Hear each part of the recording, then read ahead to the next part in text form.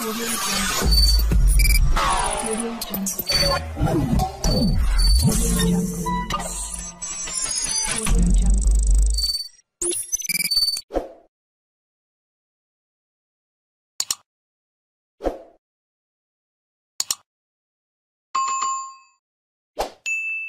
Salam sama gars yi dal leen ak jàmm sama chaîne YouTube bi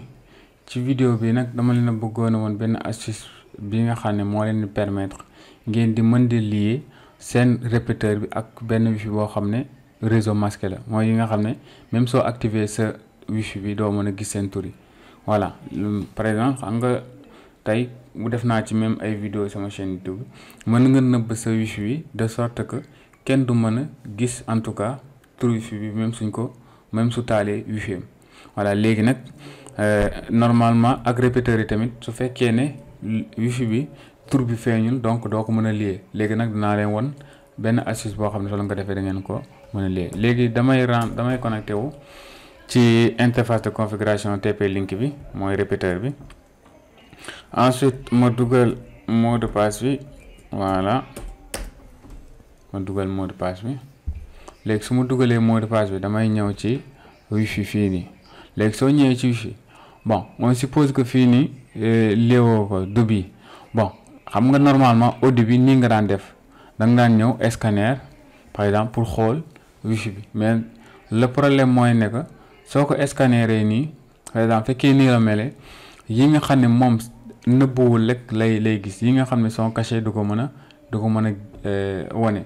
léegi nag su boobaa nan ngay def da ngay ñëw fii mooy fi mu def SSID nga def tur wifi bi nga xam ne moom lañ nëbb par exemple su fekkoon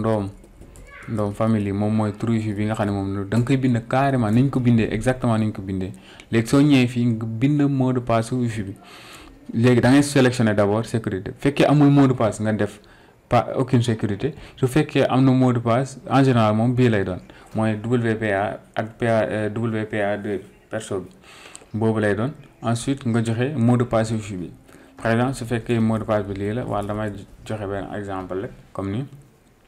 soo paree joxe information exacte wifi bi c'est comme si yow da ngay connecté wu rek léegi nga def enregistré su boobaay moom day jéem a connecté day connecté sax du jéem mais day connecté ak réseau wifi bi nga xam ne moom nga ko jox voilà léegi su boobaay moom tamit mën nga ko connecté comme nii voilà nga xam ne day jël connexion wu modem wifi bi partager ko comme il se doit voilà merci, c'est la fin de la vidéo su fekkee vidéo bi neex na leen maa ngi ñaan ngeen abonné te partager jaa ngeen jëf.